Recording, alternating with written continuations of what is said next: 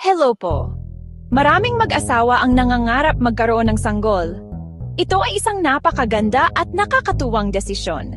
Minsan, gusto mong mangyari agad ito. Pakiramdam mo ay handa ka nang magsimula ng pamilya. Iginuguni-guni mo na hawak mo ang iyong munting anak sa iyong mga bisig. Ang pagnanais na ito ay napaka-natural at napakalakas para sa maraming tao. Nagdudulot ito ng maraming pag-asa at kaligayahan. Ang pagnanais na mabuntis agad ay isang karaniwang layunin. Ito ay isang paglalakbay na sabay niyong tatahakin ng iyong kapareha.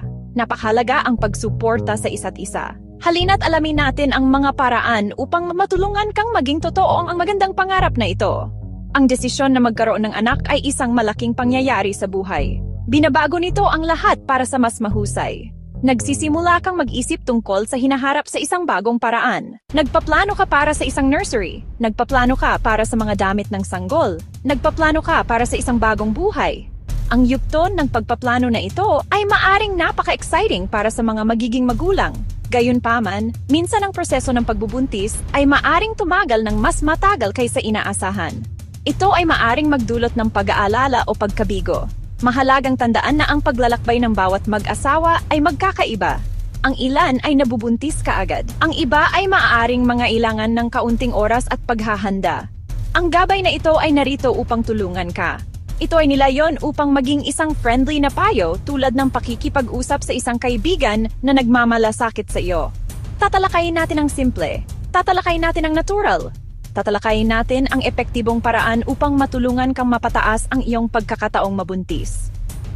Ito ay mga tip na nakabatay sa kalusugan at kagalingan. Madali itong intindihin at sundin. Tandaan, ang paghahanda ng iyong katawan para sa pagbubuntis ay isang mahalagang hakbang. Ito ay tungkol sa paglikha ng isang malusog na kapaligiran para sa isang bagong buhay na magsimula. Isa sa pinakamahalagang sikreto para mas mabilis mabuntis ay ang tamang timing. Kailangan mong malaman kung kailan ang babae ay pinaka-fertile. Ang panahong ito ay tinatawag na fertile window, nangyayari sa panahon ng ovulation. Ang ovulation, ang ovaryo ay naglalabas ng itlog. Ang itlog ay viable lamang 12 to 24 oras pagkatapos may labas. Ang sperm ay maaring mabuhay hanggang 5 araw. Kaya ang fertile window ay ilang araw, bago at kasama ang araw ng ovulation. Paano mo malalaman kung kailan ka nag-o-ovulate? Para dito, may ilang paraan. Para 1, Ovulation Predictor Kit. Makikita sa botika, ginagamit tulad ng pregnancy test. Sinusuri ang ihi para sa LH surge. LH surge nangyayari 24-36 oras bago ovulation. Malinaw na senyales ng best timing. Ang OPK ay nakababawas ng hula at stress. Para 2, Basal Body Temperature, BBT. Sukatin tuwing umaga bago bumangon, pagkatapos ng ovulation, bahagyang tataas at mananatiling mataas. Para 3, obserbahan ang natural na senyales. Malaki ang papel ng kinakain mo sa kakayahan mong mabuntis. Ang malusog na katawan ay fertile na katawan. Para sa kalalakihan at kababaihan, napakahalaga ang balanseng dieta. Subukang kumain ng mas maraming prutas. Subukang kumain ng mas maraming gulay. Subukang kumain ng mas maraming lean proteins. Subukang kumain ng mas maraming whole grains. Napakaganda ng mga pagkaing mayaman sa antioxidants, tulad ng berries at mga madahong gulay. Nakakatulong ang mga ito na protektahan ang itlog at sperm mula sa pinsala. Para sa kababaihan, napakahalaga ang sapat na folic acid kahit bago ka pa mabuntis. Nakakatulong ang folic acid na maiwasan ang ilang depekto sa kapanganakan. Mahahanap mo ito sa madahong gulay, beans, at fortified cereals. Para sa kalalakihan, may nutrients na pabor sa sperm, zinc, karne, shellfish at mani, selenium, Brazil nuts at ista. Kasing halaga ang dieta ng kapareha gaya ng iyo. Iwasan ang processed foods, matatamis na inumin, at sobrang unhealthy fat. Isipin ang iyong katawan bilang tahanan para sa sanggol. Gawin itong pinakamalusog na tahanan. Napakahalaga rin ang pagpapanatili ng malusog na timbang. Ang pagiging underweight o overweight ay maaring makaapekto sa hormones at menstrual cycle. Para sa kababaihan, karaniwang malusog ang BMI na 18.5 to 24.9. Ang pagbaba ng kahit kaunting timbang ay makabuluhang makakapagbuti ng fertility. Banayad na ehersisyo tulad ng paglalakad o paglangoy at yoga. Iwasan ang sobrang tindi dahil maaring makaapekto sa cycle. Ang hydration ay simple ngunit mahalaga sa pangkalahatang kalusugan at cervical mucus.